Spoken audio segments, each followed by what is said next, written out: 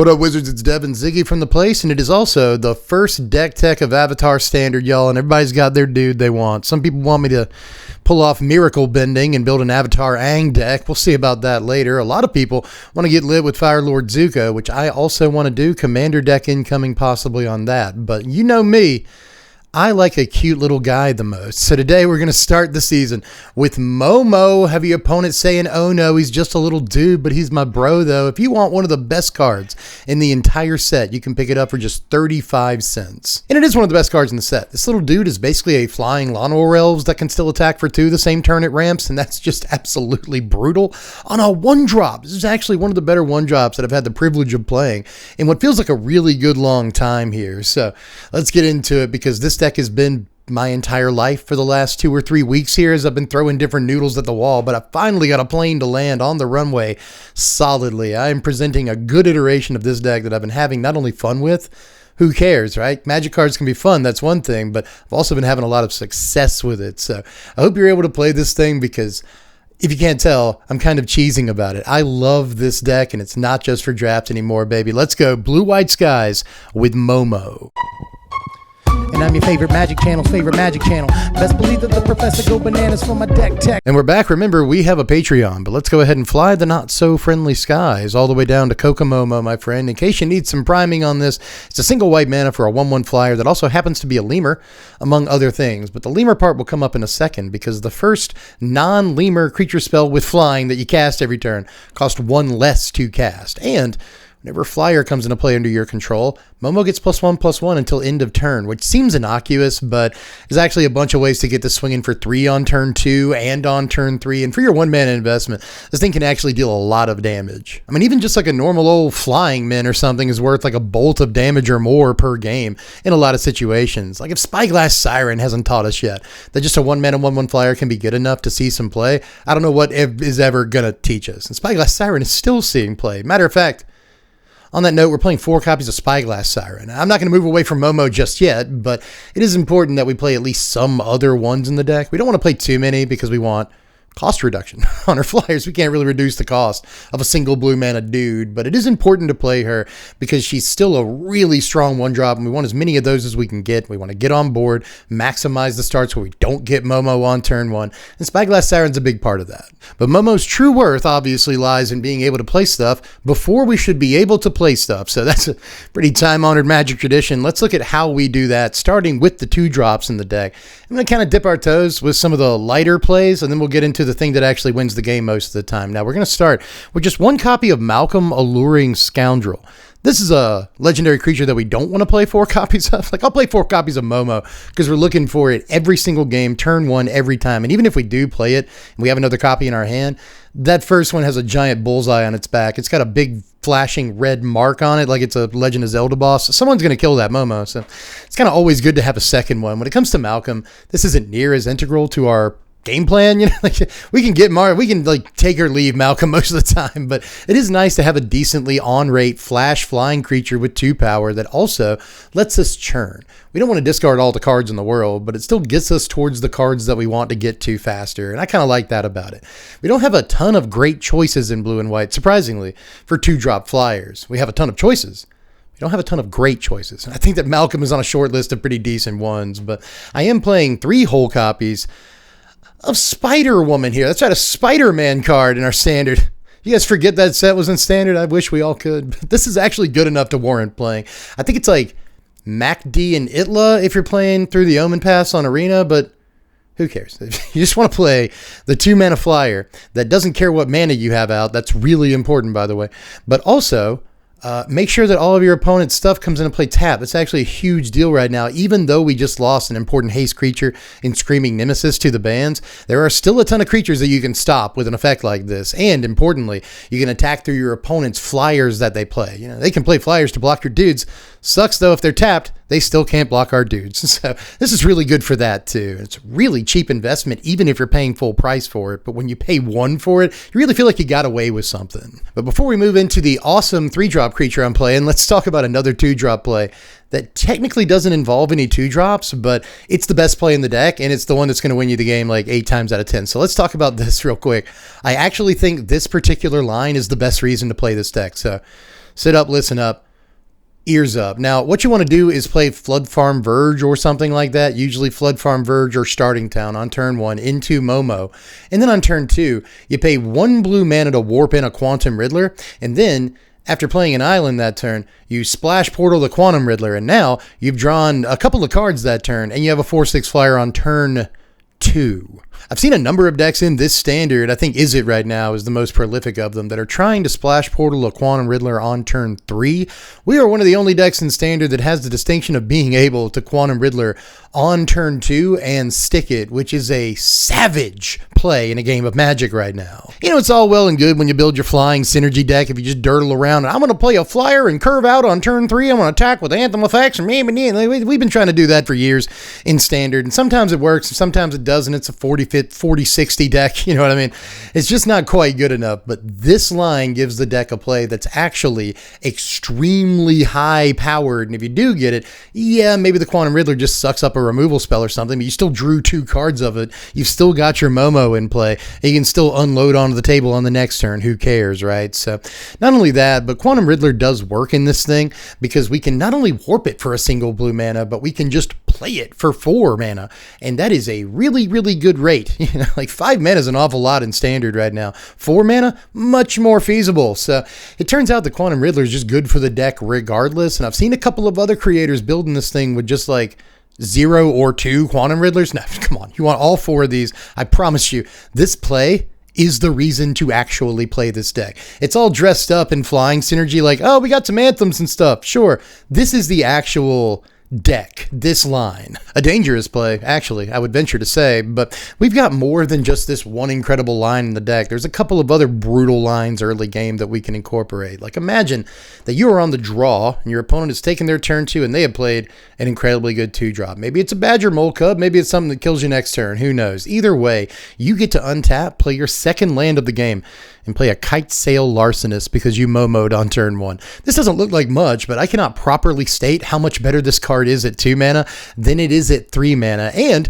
we've got some sneaky uses we can get out of it. You know, when it comes into play, a lot of people just think it turns one of your opponent's dudes into a treasure. You can also choose one of your things to turn into a treasure. So you can take, say, the map token that a Spyglass Siren gave you on turn 1 or 2 and turn that into a treasure, which actually allows you to, say, ramp into a Quantum Riddler on the next turn. So there's a lot of ways you can leverage this card on your side of the board too, but mostly it's a removal spell that is also a creature with flying, and that is insane in this deck. I mean, Larcenist is so good that sometimes you want a 5th copy, so why not play a copy of Mockingbird in here? I was on 2 when I first started, but it turned out we had an awful lot of legendary creatures in here, and even though you do want a copy of Quantum Riddler, it costs an awful lot of mana to do that. So I felt like I was seeing Mockingbird too often, tuned it down to a silver bullet. Now I do feel like I kind of see it just often enough. It comes off the top late game and does copy the Riddler, but sometimes again just becomes another removal spell when you copy your Larcenist. All well and good, so I'm just on 1 copy of this right now. But another thing that it can copy in the deck is the 4 copies of Empyrean Eagle, which you've probably been expecting the whole time. You thought this was just going to be like an Empyrean Eagle and a bunch of dorky Flyers decks, but actually deck does a ton of amazing stuff, but we still got to play Empyrean Eagle, you know. We can play this card on turn 2 in this deck, and that is a pretty good way to be able to swing for 3 with a Momo on turn 2.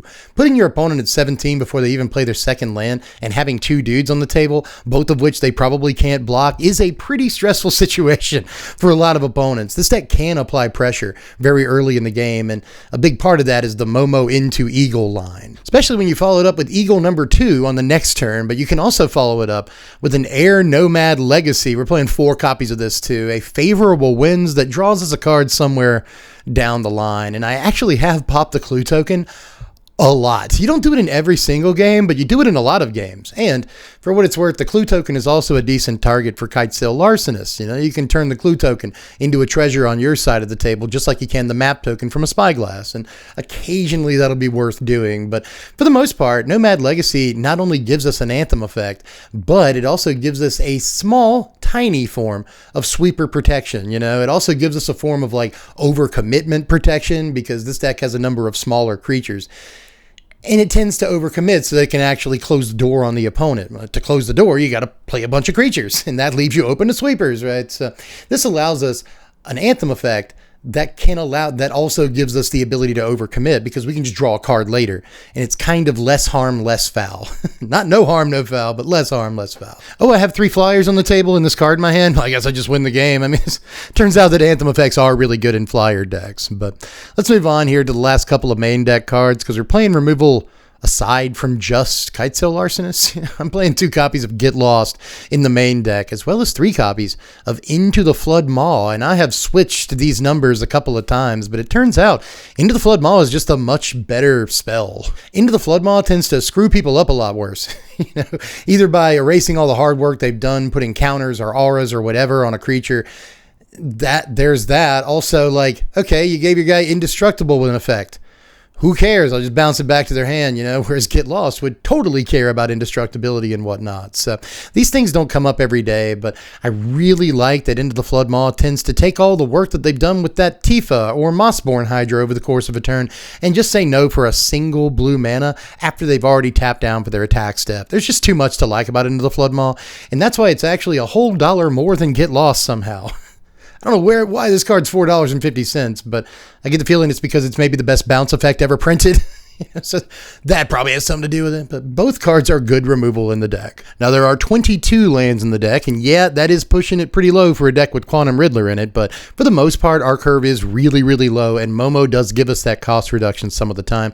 The map tokens from Spyglass Siren help us find lands, so there are a number of ways to get the lands you need to get when you need them. I think 22 is about right. Even with the Restless Anchorage, this takes you off of potential turn 1 Spyglass Siren, takes you off of potential turn 1 Momo, but I think that beyond just theme reasons, which is a good reason to play it, this is a good card too against occasional sweepers and control decks and whatnot. It's nice to have an option in your mana base like Restless Anchorage. And for what it's worth, this will also help you find more lands because of the map tokens it provides from time to time. So altogether, had to have the card in the mana base, but I think 22 is just right. You could lobby for 23, and I think you could make some good points, but 22's been serving me well. And now that we're at cruising altitude, let's glide to the side and see what we're working with over here. We got a couple of copies of Authority of the Consuls against not only just aggro decks, but decks that do tend to have a lot of flyers in them. Again, this will allow us to attack through creatures that otherwise could block us. That's really good in this deck. But there's also a copy of Get Lost to bring that total up to a 3 of against decks with lots of creatures and also planeswalkers that we'd rather have a problem with. But for the most part, we do okay against planeswalkers. Just fly into them and kill them. But there's also a diversion unit in the board here, which I'm playing in place of what used to be a single copy of Spider Sense. But I eventually figured out that if you can play counter spells that are also flying creatures, you should probably do that, which influenced the rest of the board. Well, there's a bunch of other counter spells, like 2 Disdainful Stroke. This will work against the Arden decks right now. I like that more than, say, Negate, for instance. But this will also work against a ton of other things, Quantum Riddlers and Appas and Aang at the Crossroads and yada yada. There's a ton of different things to use this on right now. There's also 3 Aang Swift Savior as well as 2 Aven Interrupter. Very similar cards in here, but I'll go Aang over Interrupter in terms of numbers just because I like that Aang can also take something off of the board and also save one of our creatures, Empyrean Eagle, Momo, Quantum Riddler. These are all pretty big targets, so if Aang can save them from time to time, I'll take that. Apart from that, though, there's 4 Clarion Conqueror. This could be in the main deck given the preponderance of Badgermole Cub decks. This is basically what this is for. Once they earthbend the land, it's a creature, so they cannot tap it for an ability. That's kind of cute. They also can't tap their Llanowar Elves or their 2-drop ramp guy or their Gene Pollinator or whatever it is. They can't tap those dudes for mana. This says nothing about mana abilities. It just shuts them down too. So if you can get a Clarion Conqueror on turn 2, you are screwing your opponent up pretty good in them Badgermole decks. I like that about it. I really do think this could be in the main if you wanted a few more 3s. Now here are your power rankings. A final score of 67, known as the pocket here on the channel. That's about where you want to be, right? That's a pretty strong deck. And I think the interesting thing looking at the numbers here is not necessarily how huge some of the numbers are, because most of them aren't. It's that none of the numbers go below average, right? Like there's just no like 4s for this deck. And I would say that resiliency is borderline 4. There's not a whole lot of resilience in the deck apart from some ways that we have of drawing cards or map tokens and stuff like that, right? Restless Anchorage is a pretty good resilient piece. Quantum Riddler's a good resilient piece. There's some barely enough to graze the rim of a 5 there. And Not quite dunk, but at least you got a piece, you know what I mean? But in any case, not many of these numbers, again, are super impressive, but I think it's worth noting that none of these numbers are not impressive. Like, none of these numbers are disappointing necessarily either. And to illustrate everything I'm talking about, as usual, got an example game, but I got a little bit to talk about before we get into it, because I could just give you an example game. It's like Momo on turn 1, Quantum Riddler Splash Portal on turn 2, let's go Grandma. Just get in the car and we just win on like turn 3 or 4 or something like that, because that is something that the deck is looking to do every time, and it's something the deck can do. But I think that a lot of people would assume that outside of that line and that ability, and maybe we'll play Empyrean Eagle on 2, Imperial Eagle on 3, and just attack for 1,000,000, kill on turn 4. Everyone's aware of the aggro lines in the deck. Everyone's aware of how quickly the deck can potentially win the game. So I figured instead I would show you a game where we had to grind a little bit against one of the hot new decks in the format, and we don't get any Momo lines on turn 1. Might sound like not exactly what you're expecting or wanting to see, but again, if you play with this deck and if you just envision this deck, you'll be like, oh yeah, Momo can do this, this, and this. You don't necessarily need to see it. What you need to see is the deck winning a game without getting any of the lines that it's accustomed to. I think it's important to see that sometimes. I don't think a lot of people would expect this deck to be able to grind, but turns out the deck bumps and grinds. So let's get into it. Let's watch an example game here against 5-color allies. I think it's actually more of a Bant allies deck. Just everyone always calls this deck 5-color allies. But let's look at a game against allies where they get multiple incredible cards on the table. Now we start on 3 Into the Flood Maws in our opener, so we mull that to 3 Air Nomad Legacies in our second hand. So sometimes you just can't win. Told you it was going to be awkward. We'll put back one of the legacies, play an island, and say go on turn 1. On turn 2, we're going to play Diversion Unit from the sideboard, making an appearance in the main for this one. On turn 2, opponent goes Great Divide Guide, so it is allies. Turn 3, we're going to play Spyglass into Map on the Diversion Unit. It just gets a land, but we still get to smash in for 2. That sounds pretty good. On opponent's turn 3, they're going to play a land and then get down an Earth Kingdom Protectors and a Suki Courageous, whatever her name is, Rescuer, I believe that's right. That's a pretty good play, but on our turn 3, we go Momo into Air Nomad Legacy, which also gets us a clue, buffs our guys, and we might as well go ahead and get on in, man. That's 5 damage coming opponent's way.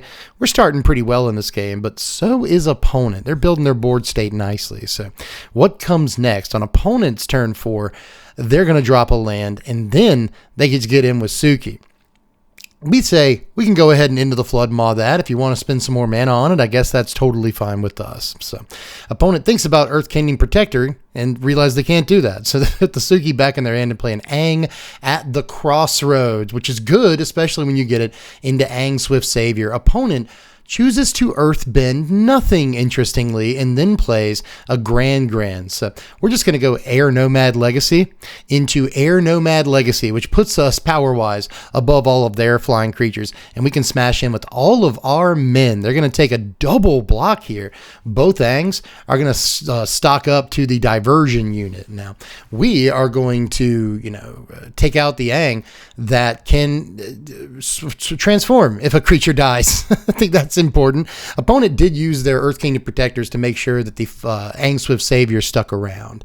Opponent gets another Aang at the Crossroads, probably another reason why they decided they could let that one go, right? And then gets the White Lotus Reinforcements, the Ally Anthem effect, off the top of their library. So again, pretty good turn considering we only have 2 flyers left, but we can crack a clue into a Spyglass Siren. We can map onto the other Spyglass Siren that can attack this turn. We get a land off of that, and now we can bang in for 9 full damage with the opponent at 5, so they must block with the Aang at the Crossroads if they're going to survive this game. They again take a double block here, this time Aang and Aang action, and we put the opponent at 1 while again killing the Aang that can flip over if a creature dies. On opponent's turn, they are going to tap down Grand for mana and then pitch a card, trying to figure out what the best course of action is here. They play Suki, Courageous Rescuer, into an Ouroboros, which is pretty nice, and we let them know this as much with an emote there, and they take time to give us a thanks, which is nice. This attack will just put us at 3, which we don't really care about. We can just swing for lethal on our turn. Good game, opponent, but that is Allski Kowalski for this one. I want you to try it out, man. There's a lot of ways to build this deck. There's cards I didn't use, like if you wanted to go with a more hate bears kind of theme, there's like Doorkeeper Thrall, which will keep ETB triggers from happening. That's kind of nice, and maybe Quantum Riddler if you're doing that. But so you could do something like that, or you could play like Plume-Creed Escort. You could go a lot more instant speed and play flash creatures like Escort or Ang or, you know, even Interrupter in the main deck. If again you wanted to go with kind of a more tempo steez. So there's a lot of ways to build this deck, and I think each and every one of them is probably pretty good. So again, I hope that you get a chance to play it in some form or fashion, some iteration or another, because again, it doesn't just feel like it usually feels like, oh, I built Blue-White Skies, but for standard, you're going to play a bunch of drafty stuff. It's going to kind of peter out after turn 4. That is not what this deck does. So again, I hope you get a chance to try this one out. Link in the description, but boy, I cannot wait to continue tearing into this standard, y'all. Like, not only was this deck a whole lot of fun, but I built like 8 other decks already on Arena that I'm messing around with. That my like Tiny Bones joins up all Legends decks, so fun. I'm super addicted to that one recently. Got a couple of Commander decks I want to get out. I already dropped a hint on Firelord Zuko earlier, but I've probably got some other stuff. Daily Agents and Pauper Commander. Whew, there's some stuff. I got a budget deck in Is It that costs like $10, and if that thing is wild, like I think you could take that up to a friggin' regional championship qualifier in top 8 with it if on a good day. Like there's a lot to talk about in the standards. We're going to get all those videos done as quickly as possible. And of course, we've still got the Patreon polls. So, you know, probably going to put a couple of the videos I just talked about on the next poll. But in any case, if you want to help determine what videos we do around here, link in the description to our Patreon, just $1 a month to sign up. And you can vote on everything we do in Avatar and Lorwyn and TMNT standard and Strixhaven standard. There's a lot of standards coming up, and we're hopefully going to be here for all of them. I don't see a reason we wouldn't be. So unless, like, again, that's a nightmare. Just like Patreon tanks. Like, there are definitely ways we could not be here. But in any case, if you want to help the channel out, $1 a month is all it takes. And for that $1, I'll give you the ability to choose decks around here. But anyway, y'all, that's all I got for this one. That is Itsky Lewitsky. So just hit me up in the comments section with how you built this deck, creatures I left out that I didn't bring up that maybe you think could be good in here. There's a lot of them. So just hit me up with all your thoughts, feelings, emotions, and opinions down there. I will be your Magic the Gathering therapist. But in any case, y'all, that's all I got for this one. So do all the YouTube stuff on your way out. Like the video, sub to the channel, trying to get to $1.50. Only have $1.38. That is not enough for baloney. So give me enough for baloney. Subscribe to the channel. Apart from that, again, Patreon roll call. And I'm going to get out of here, guys. I am Dev from the place. Thanks for watching, Wizards. Spread love and be kind. You're still right there on the arm of the couch, Ziggy. You've been there the whole time. You're such a good guy. You're a very good boy. I'm glad you've been on the channel more lately. I'm sure they are too. This video is just going to keep going, isn't it? Bye.